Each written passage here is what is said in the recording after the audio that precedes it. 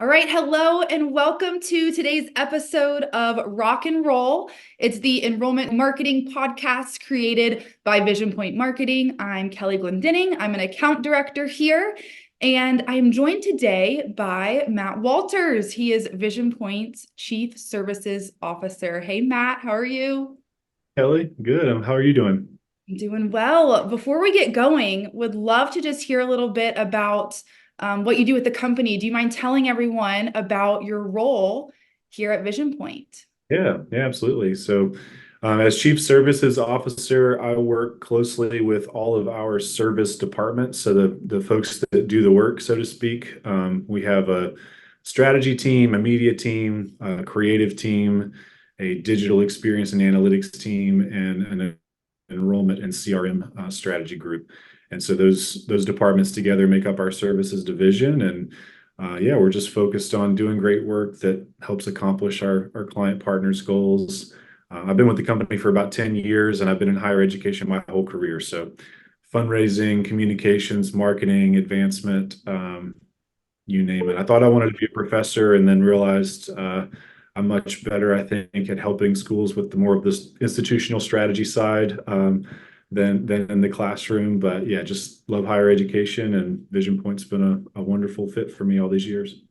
All right, we are calling today's episode What Would We Do? We have a randomizer wheel with institution types on it, like community colleges, MBA programs, four-year colleges, and all that. And then we have another wheel with different challenges that institutions may face. Hmm. You ready to get started, Matt? We'll dive Yeah, in. let's do it. Let's do it. It'll be fun. All right, first one, here we go. We do the randomizer here. All right. We got four-year regional institution with a yield problem. What comes to mind there for you? Take a few seconds if you need to collect your thoughts and think about it. Yeah, I'm writing it down so I don't forget. Okay, so a four-year regional institution with a yield problem. Yes. All right.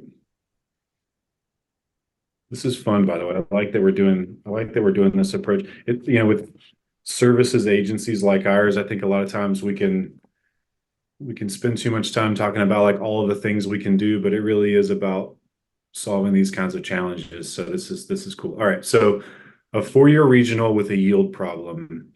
I think the first thing to say is yield has gotten so much more difficult. It's just so much harder to yield a class than it used to be.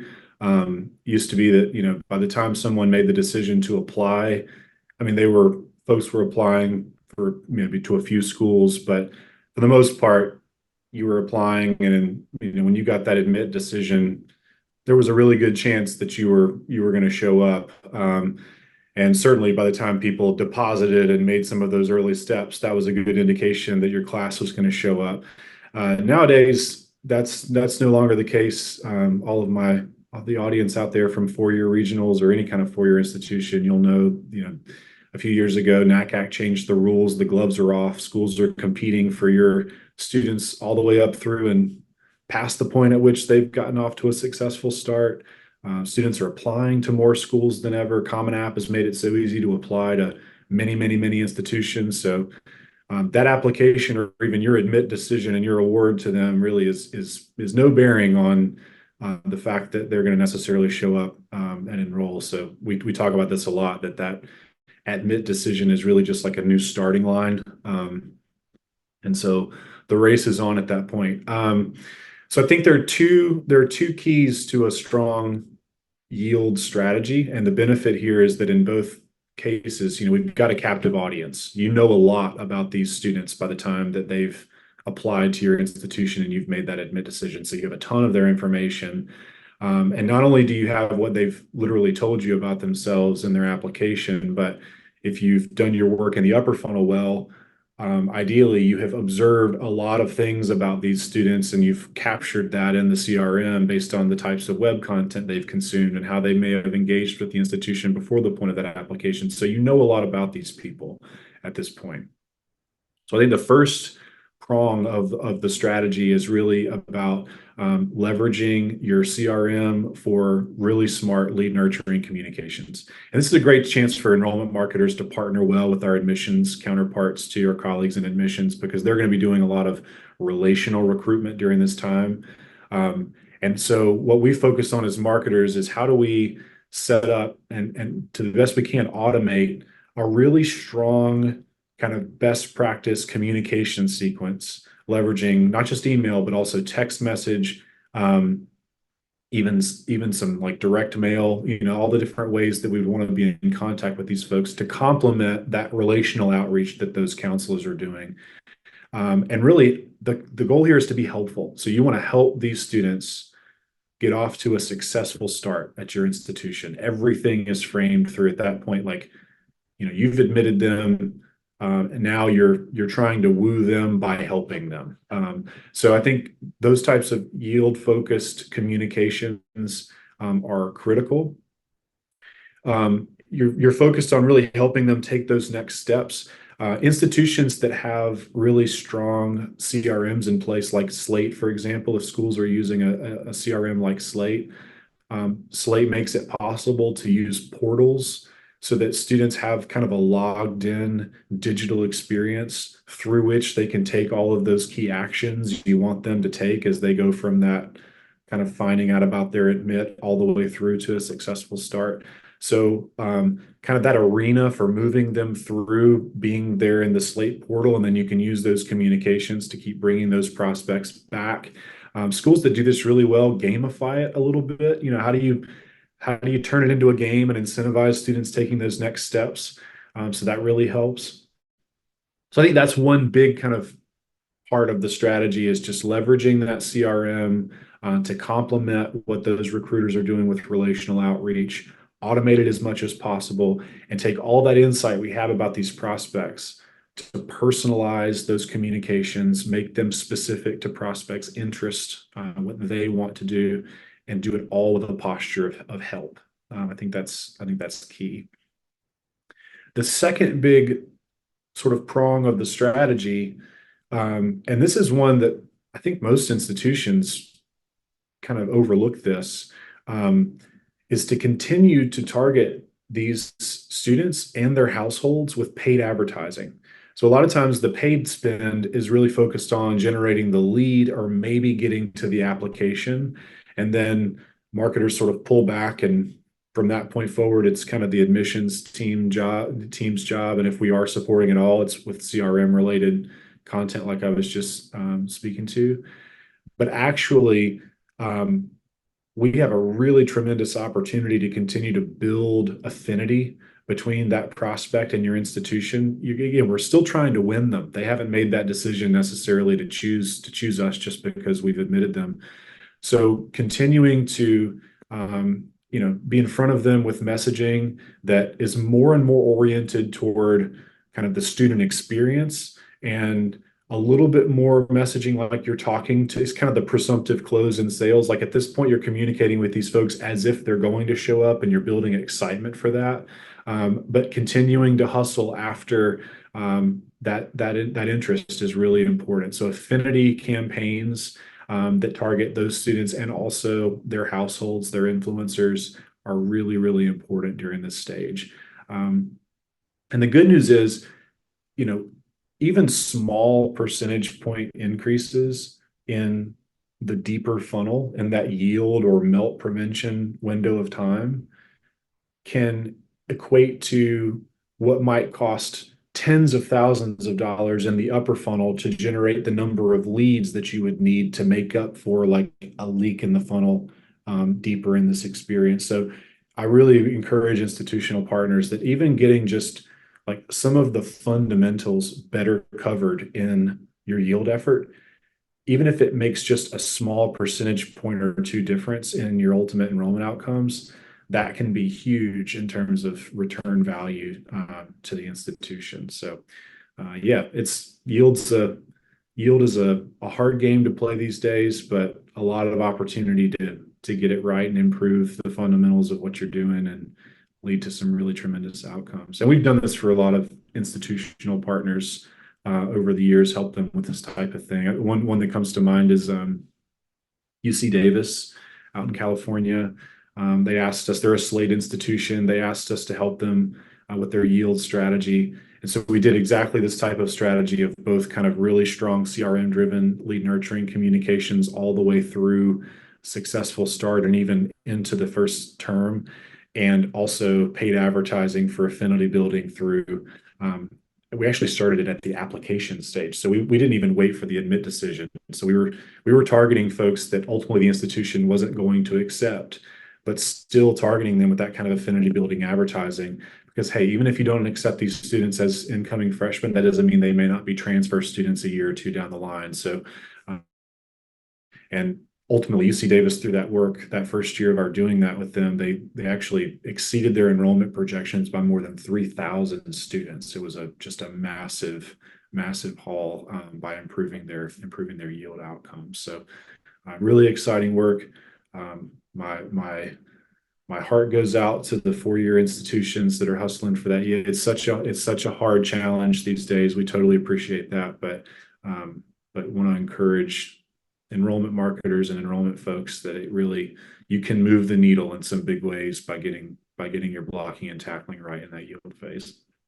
I'm even thinking about some of the clients that I get to work with as well. And one for me, we're actually actively pursuing some stuff with yield, and we're doing an event targeting for their admitted students day. And so we're going to do some build up to that day. We've got a list of those admitted students, putting those into a meta campaign, making sure they get there. And then of course, once they're there, we can then geofence and serve them more ads about things like FAFSA applications to get them further down the funnel. So many creative ways that you can use digital, but also the CRM, SEO to really drive those students through the funnel and ultimately lead to enrollment, which is what we like to see.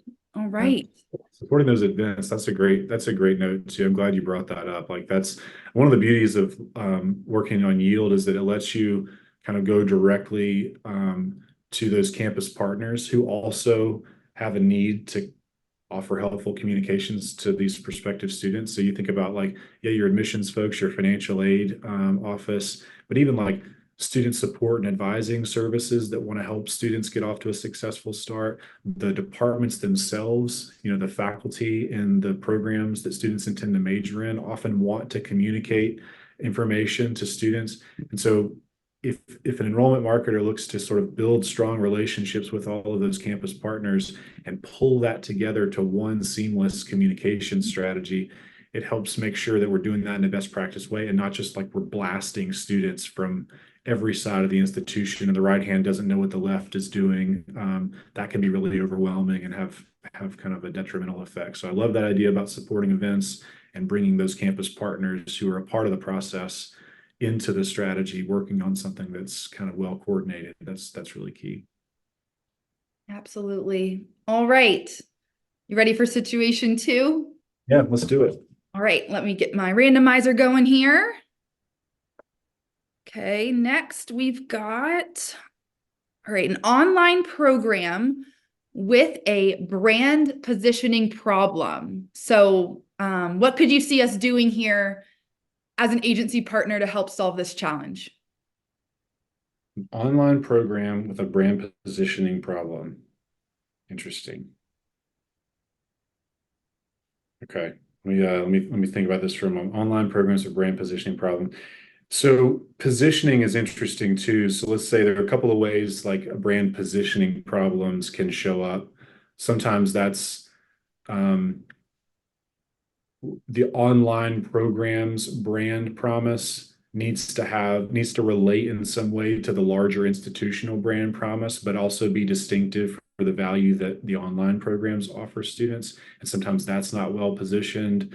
Of course, there's competitive positioning, how distinct are you from your competitors?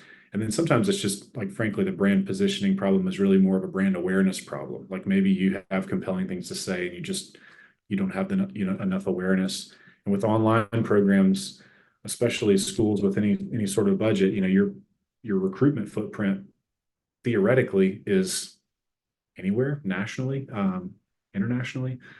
So we know that most students in online programs are still drawn from a pretty tight radius around the physical campus, if there is a physical campus, but that doesn't mean that most online programs, at least our client partners, want to begin to fish in new waters and kind of expand their recruitment footprint. So how do you make those decisions about, hey, it's going to cost money to go into some new market where we don't have a great recruiting footprint and build brand awareness? That's going to cost. So how do we know how to do that well? So yeah, lots of ways to talk about brand positioning problems for online programs. I think one thing to say is that first off, again, the online program's brand does need to have uh, a kind of strong tie back to the institutional brand. Um, but institutional brands can be articulated in ways that get to the value of this type of program to the audience that you're trying to serve. And of course, students that are going to be in online programs are different in many ways from students that are looking to enroll face to face. We had this challenge with the University of Arkansas. We were the marketing and strategy partner for University of Arkansas Online. So all of the institutions' online programs across all of their schools and departments at both the undergraduate and the graduate level, as well as some certificates. And they have a central team that's working on kind of the brand awareness and the recruitment strategy to support all those campus units.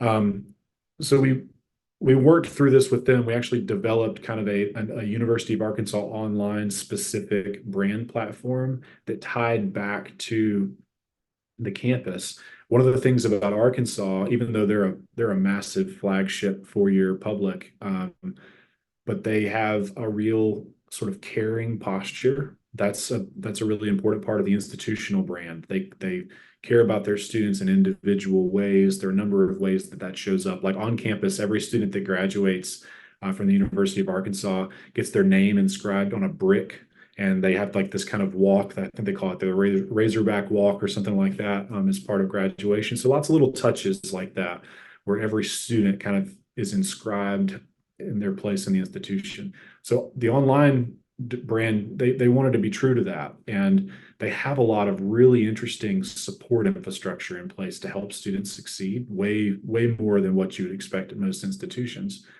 Credit to them. So we needed to come up with a brand position that was true to that institutional brand. It also had to be flexible and scalable. Like one of the things when we're talking about online programs, especially if you're like an online division where you have many programs, a student that's looking to be a prospective student in a graduate business program is very different from someone who's looking toward an undergraduate healthcare degree. So these campaigns have to be really flexible and scalable. So for Arkansas, we came up with a campaign concept together with them. We called it the In It For You campaign. And essentially the tagline, the spirit of the campaign is whatever you're in it for, we're in it for you. So you might be motivated to do X, Y, or Z. Regardless of that motivation, you are our motivation. That was kind of the spirit of the campaign. And that was nice because for a nursing student, we could say you're in it for your patients, or you're in it to save lives. We're in it for you. Or for a business student, it's like you're in it for the corner office. We're in it for you. So that brand position that's flexible, speaks to something that truly is distinctive about your offering that you can back up with proof points around. Again, how are we in it for you as a student? They had really compelling things to say. It wasn't just like hey, we're student centered in a kind of shallow way that lots of schools kind of fall back on. Making sure it's tied in well with the larger institutional brand. That type of creative posture, I think, is really important. And for Arkansas, that was an incredibly successful campaign. They shattered enrollment records with that campaign, maxed out enrollment in a number of programs. We even helped them kind of prioritize which programs deserved like program specific investment and spend versus which ones can be grouped together and messaged about in a collective way. But just a really successful campaign there. So I think that's advice. Bit of advice number one would be to make sure the brand is specific to the audience that you're reaching, but tied back to the university brand in a really compelling way. But I think the other thing, just to quickly say, I won't spend as much time on this, but the brand positioning problem of like um, kind of building brand awareness and positioning you well relative to competitors when you want to expand your footprint, I think is a really important challenge for a lot of online programs. We helped tackle this challenge with University of Arizona Online a few years ago. Arizona sits there, they're overshadowed by Arizona State. I mean, Arizona State, everybody knows Arizona State. They are one of the blue bloods of online education, just a massive, massive brand. And so we did a similar bit of work with Arizona Online to articulate their brand promise. We made sure it was distinct from Arizona State, but also like tied into what the larger University of Arizona brand was all about. Worked on expressions of that for key online student audiences. But one of the things they wanted to do is like, we've got to also get out from underneath the thumbprint of Arizona State. We need to look to some other markets. And so we help them shape a market strategy to find pockets around the country where this more expensive work to build brand awareness, where we had like better confidence that it would deliver a return to the institution. So what we did was we layered a few factors on top of one another. So the first thing we did was we looked at where around the country do we see little pockets of University of Arizona alumni. It didn't matter if they were on campus or online, but like University of Arizona alumni, because where alumni live in good concentration, that's a pretty good proxy for a certain baseline level of brand awareness.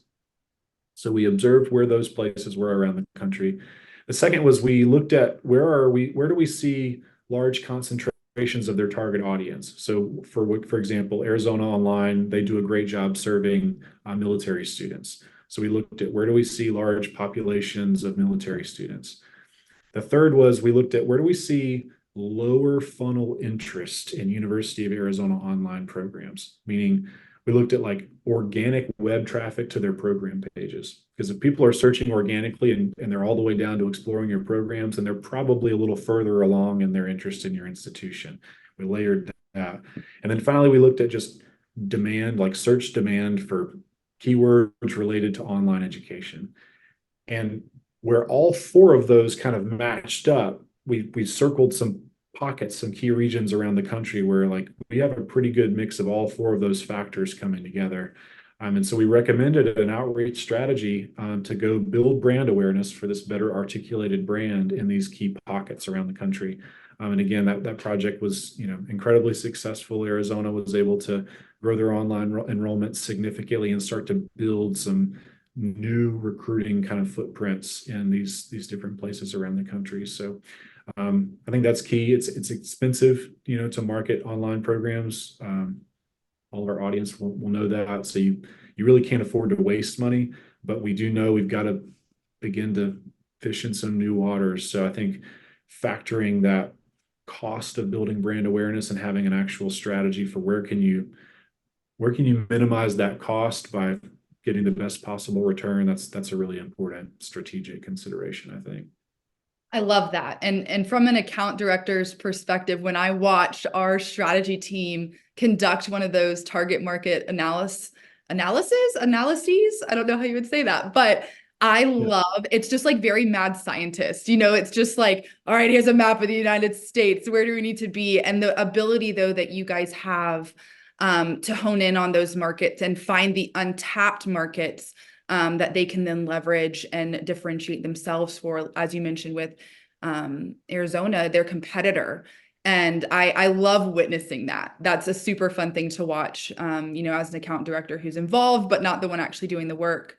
And then also just to your first point, talking about leveraging maybe more of the main campus's reputation or branding to really drive what you're doing on the online side. I get to work with the University of Akron, and I think that it is key to like the ability that we have, because we're doing both the main campus and their online, the synergy that we're able to create. And it's even just a little nuance when you have your hands in both and you're talking, it's different stakeholders, a different marketing team, admissions team that you're working with, a different slate instance, everything.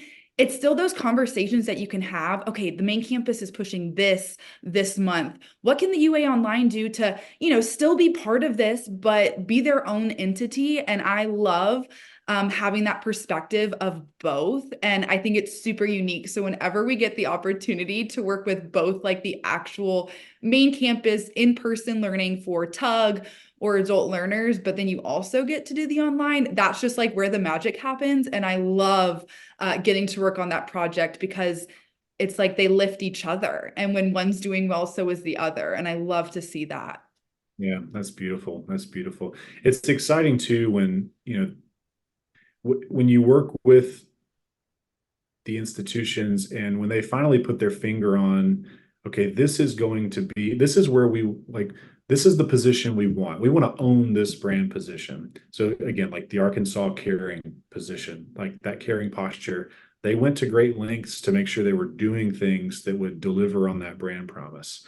And I think it's so tempting to fall back on cliches, and we're always trying to push past the cliches. I mean, lots of people want to talk about they care for their students. So that doesn't mean you can't talk about that if it's true, but you've got to prove that out. Another example, we worked with the College of Charleston's MBA program, as well as their HR master's program. They had a significant brand challenge in that they were a relatively new program. They didn't really have a clear brand position or much brand awareness. They decided that they really wanted to own the promise that our grads get hired. Like, we will place our grads in meaningful jobs. They're going to get hired. You're going to be in demand.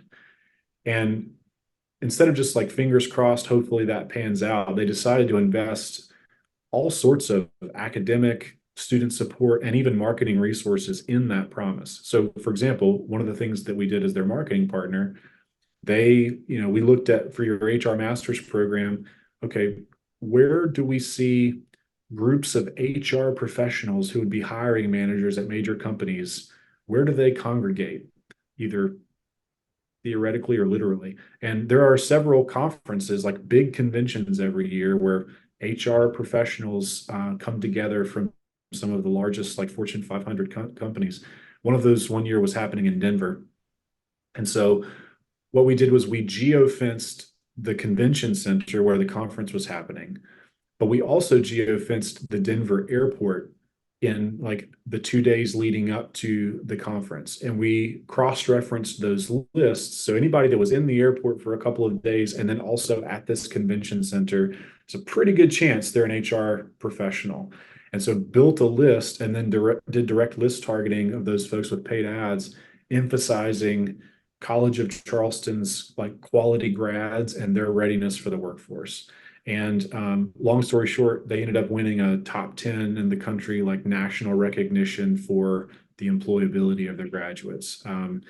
Just a wonderful example of deciding like, this is our position. We are going to be known for this, and then leaning into that, investing resources into making that promise come true. So really encourage any folks out there listening about thinking about brand position at all, but certainly for online programs, push past the cliches, decide on something of concrete value to your students that you can own, and then have the courage to invest into that. The marketing sort of takes care of itself if there's a real promise there to promote. I'm still hung up on the fact that you guys geofence the airport. That's brilliant. That's incredible. I haven't done that yet. And I could nerd out about that. So we won't get in the weeds there, but that's like, wow. Just going like a step beyond to keep top of mind for those people. That's excellent. All right, we're at our last one. Oh my goodness. Time has flown. You ready for the third? Let's do it. Third and final. Here we go. Randomizer. All right. We've got community college with a lead gen problem. What would we do here as vision pointers to help them with this hurdle, with this issue, to get those lead generation campaigns up and running and ultimately lead to more names in their CRM to get them rolling? Community college with a lead gen problem. This is like the opposite challenge of what we were just talking about, where online programs that can recruit from anywhere, community colleges typically have much tighter, much more fixed service areas that they are built to serve. So yeah, you're limited in the sense that that's the geography and the population that you have to work with, and you want to draw leads from that population. A lot of times too, community colleges have to overcome their own kind of brand challenge. So lead gen starts with awareness building and then goes to like actual direct response lead gen activity. And the brand challenge for a lot of community colleges is usually one of kind of two flavors. Either there's a lot of stigma, misperception. We still hear all the bad narratives about community colleges that are just silly, frankly, where people think it's like a fallback option, or have quality questions. So a lot of times there's a real like stigma to overcome with the messaging to get people to pay close attention. But I frankly see that lesson. I think that that's lessening now. I think community colleges are doing such an amazing job, and the world's changing their attitude around that. So I think that's encouraging. The other brand challenge is a lot of these community colleges have been there in those communities for decades, and they're just kind of part of the backdrop of the community. And people think they know whatever there is to know about the community college when actually they don't. They don't have an appreciation for like the quality of the offerings, the many types of careers that people can pursue through a community college education, and like the tremendous jumping off point community colleges are to four-year education.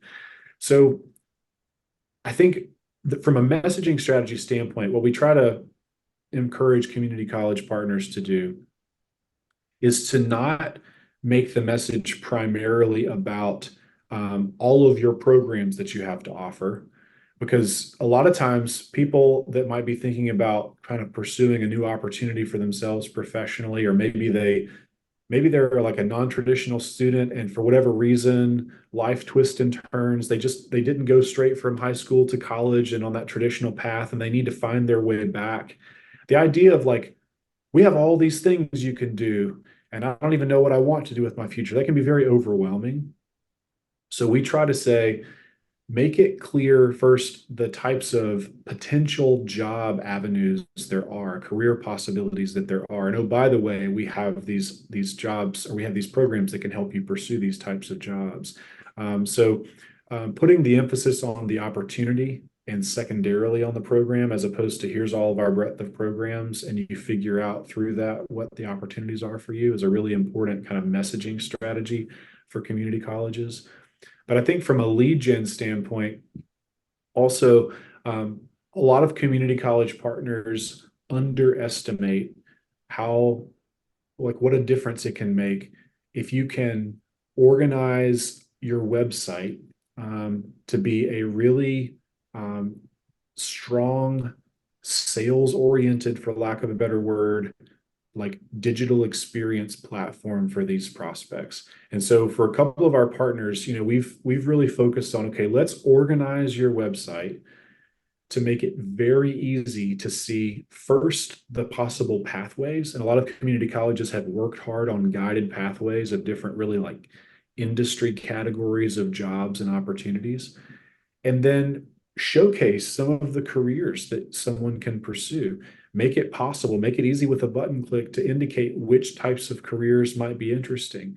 Pull in information from, the Bureau of Labor Statistics about the projected career growth and average salaries in your areas. A lot of website platforms can leverage data from sources like Lightcast and display all of that dynamically.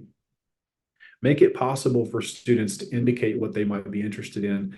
And then the biggest thing is that is generating the lead. Like if you offer a compelling vision of what might be possible for these students with messaging that encourages them to believe it's possible, just by their telling you, okay, I think I might like this kind of career or that, they are inquiring about the institution without you having to literally say, request more information.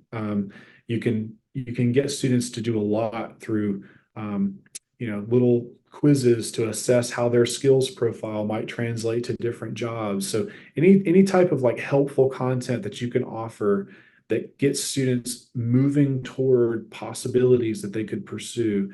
And then along the way, you're capturing their information. And the key is to then follow up in a way that's tied to those interests. So We to kind of get past the theoretical. We did this for a couple of our partners. National Park College is one down in Arkansas. We also did this with the College of the Albemarle here in our state, out in the Outer Banks. We set up little like microsites because redesigning the whole website was a non-starter that cost a lot of money. So we set up a little microsite called kind of a possibilities microsite. We showcased the top 30 or 40 jobs in those communities that were growing, where they had, attractive salaries. We organized them categorically to make it easy to navigate. And we said, hey, what types of opportunities interest you? And we stood up these schools. Many times community colleges don't have expensive CRM platforms, or if they do, maybe they're underutilizing them. But you can do a lot with like MailChimp. You can use really cheap email service platforms. Set it up so that if a student says, hey, I'm interested in being a radiology tech, I'd love to learn more about that. Okay, you've got a 2 or 3 message sequence that they're going to receive over the next week or two that just shares more about a career in radiology tech, and maybe has a bit of insight from one of the faculty members in the program that's a radiology tech themselves. And then of course you're encouraging the application, you're encouraging the registration. If you have teams on campus, many community colleges don't, but if you have something like an admissions team with people who can proactively make a call or reach out by text, or an advisor or a counselor who can do that, or even the faculty themselves, to make that outreach, before you know it, the numbers of leads that you can have inbound from that type of activity would astound you. And notice that none of what I've talked about so far has anything to do with paid advertising spend. Like everything I'm describing can be done organically without a dollar spent in paid advertising. Even better when you can then actually deploy some paid advertising campaigns promoting some of these jobs and driving traffic back to these microsites that are set up this way. But I think with National Park College, we included, I think over a 6-year span, we had hundreds and hundreds of enrollment related conversions, costs at 50% below industry averages. 1 year for College of the Albemarle, I think we drove more than 1,000 qualified leads within a 7-county service area. I mean, very small, relatively speaking, service area. So there is just such demand for community college education these days. People are looking to retool, they need to retrain, they need to boost their careers.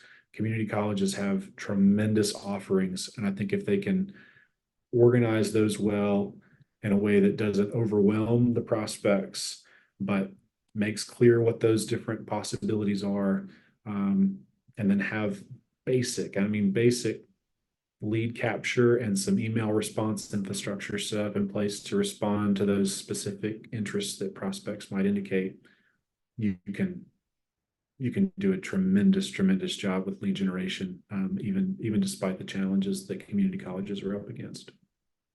There's one thing it's a community college stan. I love it. I have worked with 17 community colleges, believe it or not, now that I've been here at Vision Point. And they have such a unique position in their communities to impact such a wide range of learners, but also the community as a whole. So I'm working right now through the John and Belk Endowment with Wayne Community College and their apprenticeship program. And they are giving course credit for internships with massive companies in North Carolina, like Mount Olive, Smithfields, where you can work and you can get paid and also get your course credit. So it's things like that that we can show these students to then say, hey, I'm going to raise my hand. I want to be a part of this. And it's tapping into those unique offerings. But I also think too, just to your point about those career outcomes, we see that so much with adult learners and through our work with the John and Belk Endowment, just how crucial that is to speak directly to the issues that they face also as adult learners. And so it's the childcare, it's the resource center.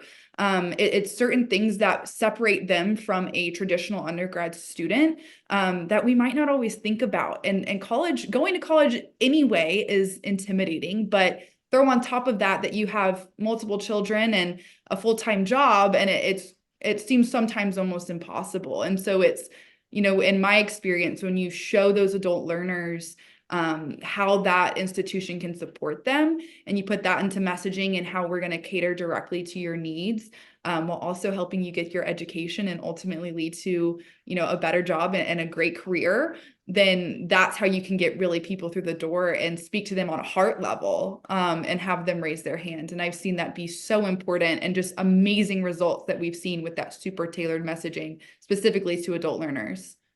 Yeah, that's such a great point. The believing it's possible it's key. I mean, to your point, the work with the Belk Endowment, so many institutions, just to say a quick word about that, the Belk Endowment is deeply invested in community college education across our state of North Carolina. So they're working at the system level, really, with groups of institutions.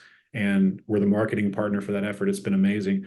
Many of those institutions are in very rural, underserved communities in our state. I mean, we have, I don't know how every state may not work this way, but in North Carolina, we have kind of a tier system we have tier 1, tier 2, tier 3 counties.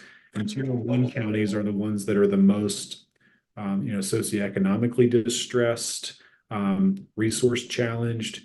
Many of the institutions that we're supporting through the Belk Endowment partnership are those institutions in tier 1 county service areas. Helping people who have otherwise been marginalized, left behind, out of the higher education picture, helping them believe it's possible, like motivating them to believe it's possible, is, to your point, it's more than half the challenge a lot of times. And so I really appreciate that note, Kelly. That's a great point. I think that helping them with those good examples, those resources that you make available, just that message around, like, it is possible. It is very possible. There are many, many people just like you who have done this. That's so important. We've covered so much, truly, like every facet of what we do as vision pointers, and so many different types of institutions. You crushed it though. So much good information here, Matt. Thank you for joining. Yeah, that's my pleasure. The randomizer, this is a fun concept. We'll have to do this again. Yeah, different types of schools, different types of programs facing different types of challenges. This is what motivates us. And I hope, this came through. Like, it does not take monumental resources a lot of times to really address these challenges. We've got solutions packages that are built just for these. If a partner says, I just have a yield problem, okay, we have a yield solution.